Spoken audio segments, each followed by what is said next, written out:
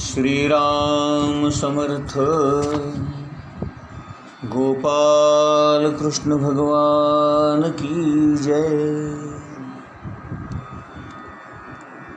ओवी क्रमांक 116. भेसूर आणि सुरेख हे रूपांचे स्वरूप देख, जे उपजवी सुख दुःख नेत्राद्वारे.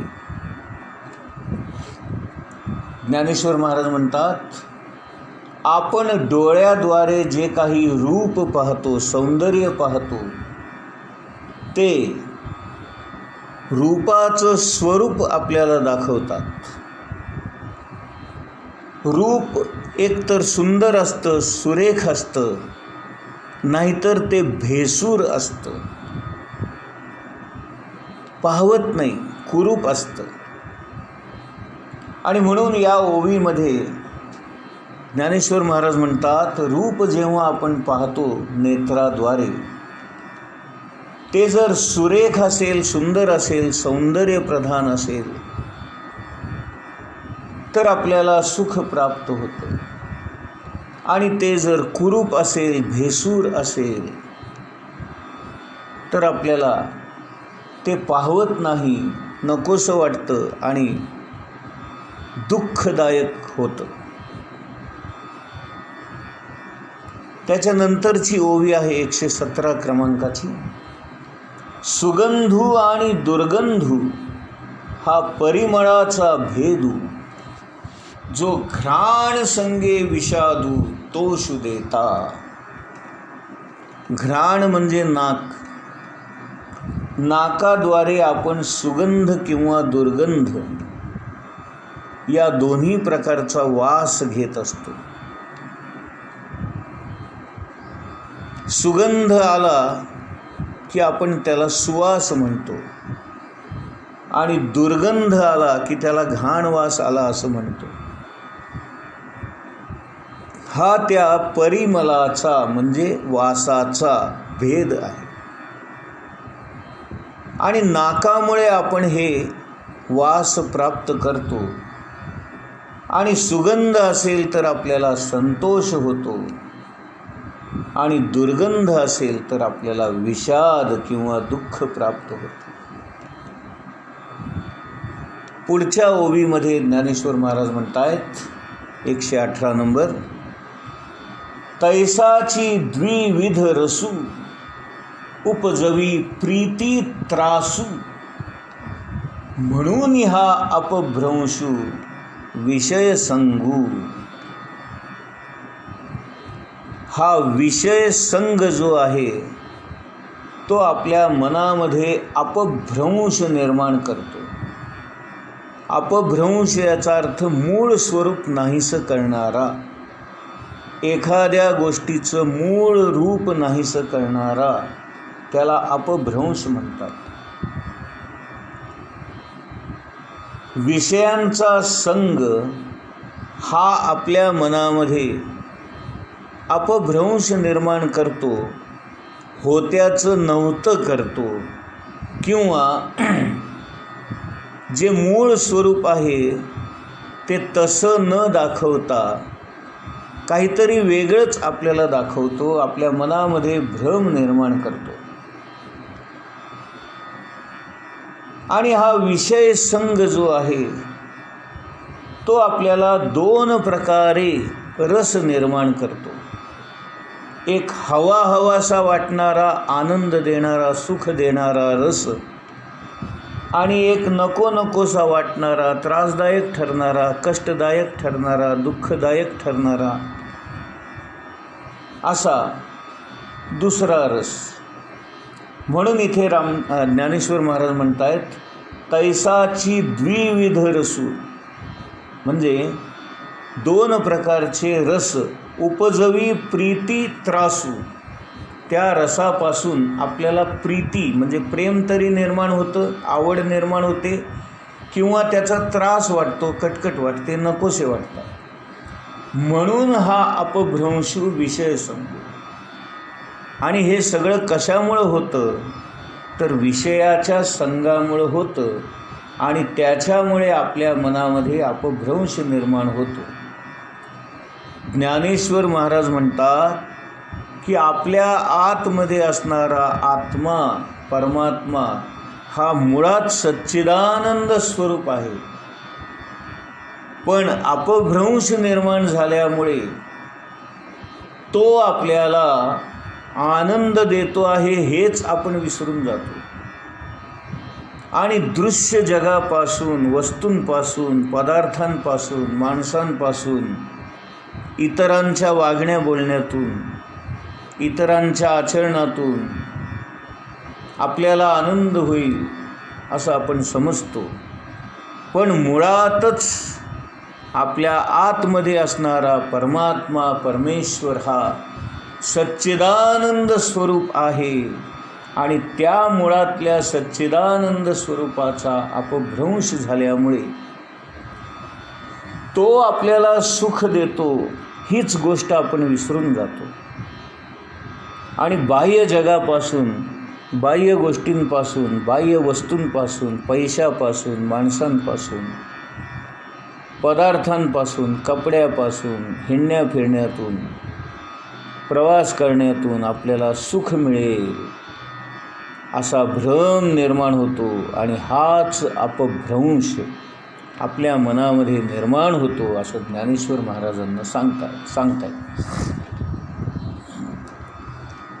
आता याच्यावर थोडंसं आपण चिंतन असं करूया की आपल्या जीवनामध्ये 2 अंग प्रमुख असतात, एक शाश्वत अंग आणि एक अशाश्वत अंग. आपला हा देह जो आहे तो अशाश्वत आहे आणि म्हणून या देहाला मिळणारं सुख हे सुद्धा अशाश्वत असतं आणि अशाश्वत असणाऱ्या गोष्टी या स्थळ आणि काळाने मर्यादित असतात. परंतु ज्ञानेश्वरी हा ग्रंथ शाश्वताबद्दल म्हणजेच परमात्म्याबद्दल, परमेश्वराबद्दल आणि त्याच्या सच्चिदानंद स्वरूपाबद्दल आपल्याला ज्ञान देणारा असल्यामुळे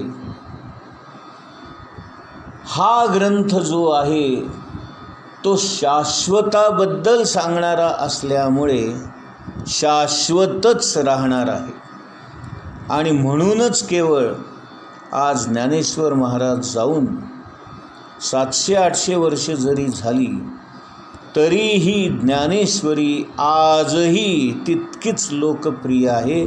नव्हे ज्ञानेश्वरीची लोकप्रियता दरवर्षी लाखाने वाढती आहे.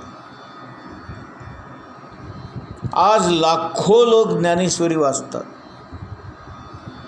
कोट्यावधी लोकांची ज्ञानेश्वरीची पारायणं झालेली आहेत. म्हणजे हे शाश्वतपणाचं लक्षण नाही का? जीवाचा जेव्हा शिवाशी संबंध येतो तेव्हा तो संबंध शाश्वत असतो आणि म्हणून ज्ञानेश्वरी आपल्या आतमध्ये असलेल्या या आत्म्याचा म्हणजे जीवात्म्याचा त्या परमात्म्याशी म्हणजे सच्चिदानंद स्वरूप असणाऱ्या भगवंताशी, गोपाल कृष्णाशी संबंध जोडून देते आणि म्हणून ज्ञानेश्वरी हे शाश्वत सुख देणारा, शाश्वत आनंद देणारा ग्रंथ आहे. जगामध्ये अनेक प्रकारचे संबंध आपल्याला पाहायला मिळतात. त्याच्यामध्ये जीवाशिवाचा संबंध हा सर्वात महत्त्वाचा आणि सर्वात मुख्य समजला जातो. त्याच्या खालोखाल गुरु शिष्याचा संबंध, त्याच्या खालोखाल मित्राचा संबंध, त्याच्या खालोखाल वडील मुलगा यांचा संबंध आणि त्याच्या खालोखाल नवरा बायकोंचा संबंध. हे विश्व जोपर्यंत असणार आहे तोपर्यंत आपल्या सर्वांचे अनेक जन्म होणार आहेत आणि या अनेक जन्मामध्ये आपण अनेकांबरोबर संबंध आपली इच्छा असो की नसो आपले संबंध होणार आहेत, असणार आहेत. सर्वात उत्तम संबंध कोणता तर मित्रत्वाचा संबंध हा सर्वात श्रेष्ठ समजला जातो. एक सत्पुरुष जेव्हा आपल्या शिष्याबरोबर मित्रासारखे वागतात तेव्हा तो संबंध अत्यंत घनिष्ठ, अत्यंत चांगला, अत्यंत प्रेमळ असं समजावा. ज्ञानेश्वरीमध्ये किंवा भगवद्गीतेमध्ये अर्जुनाचा आणि भगवंताचा जो संबंध आहे तो असा मित्रत्वाचा आहे, गुरु शिष्याचा आहे, आप्त संबंध आहे, नातेसंबंध आहे. आणि म्हणून ज्ञानेश्वरीमधला हा संबंध आपण समजून घ्यायचा आहे, शिकायचा आहे. एक सत्पुरुष आपल्या समोर आलेल्या एका लहान मुलाला बोलताना आहो जाहो म्हणत होता. त्याच्या साथीदारांनी जेव्हा त्याला विचारलं, का हो तुम्ही या छोट्याशा मुलाला आहो जाहो म्हणता, तर त्यांनी एका क्षणात उत्तर दिलं, हा उद्याचा सत्पुरुषच आहे. अशा प्रकारे जे खरे सत्पुरुष असतात त्यांच्या मनामध्ये सर्वाभूती समत्व असतं आणि सर्वाभूती भगवत भाव असतो. आपली इच्छा असो की नसो आपले अनेक लोकांबरोबर संबंध येणारच आहेत. आणि म्हणून ज्ञानेश्वर महाराज आपल्याला असं शिकवतात की आपले संबंध अत्यंत दिव्य करा, प्रेमाचे करा, भक्तीचे करा, आनंदाचे करा. ते म्हणतात मेल्यावर मुक्ती मिळवण्यापेक्षा जिवंतपणीच आपण संबंध सुधारून आपला संसार आनंदी का करू नये. आणि ज्ञानेश्वरीचा अभ्यास करणाऱ्या माणसांनी तरी निदान आपले संबंध सुधारावे असा प्रयत्न नक्कीच करायला हवा. आपण एकमेकांशी गुरु बंधू किंवा गुरु भगिनी हे नातं निर्माण करावं. महाराज म्हणतात, परमात्म्याने जर हे विश्व निर्माण केलं असेल आणि तो जर स्वतः सच्चिदानंद स्वरूप असेल तर मग हे संपूर्ण विश्व आनंद स्वरूपच असणार, यात काही वाद नाही. मग असं असताना आपल्याला मात्र आपला संसार किंवा आपला प्रपंच दुःखाचा वाटतो. हे का घडावं? जर हा प्रपंच, जर हे संबंध आणि जर हा संपूर्ण संसार, जगत, विश्व हे भगवंताची निर्मिती जर असेल तर आनंद स्वरूप असणारा भगवंत दुःखदायक गोष्टी कसा काय निर्माण करेल? आणि जरी आपल्याला दुःख होत असलं, जरी आपल्याला त्रास वाटत असला तरी यामध्ये भगवंताची कोणतीही चूक नाही, तर ती चूक आपली आहे. आणि ते नेमकं काय चुकतं आहे?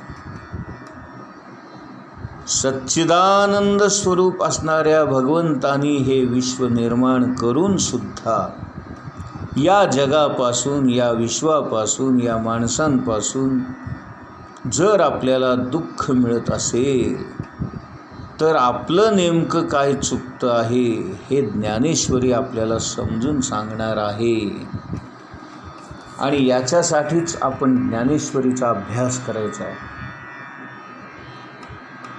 ज्या ज्ञानेश्वर महाराजांना या जगापासून कोणतंही सुख मिळालं नाही, कोणताही आनंद मिळाला नाही, या जगापासून केवळ आणि केवळ त्रास, निंदा, अपमान, निंदा नालस्ती, टोचून बोलणं, घालून पाडून बोलणं असेच ज्यांच्या वाट्याला आले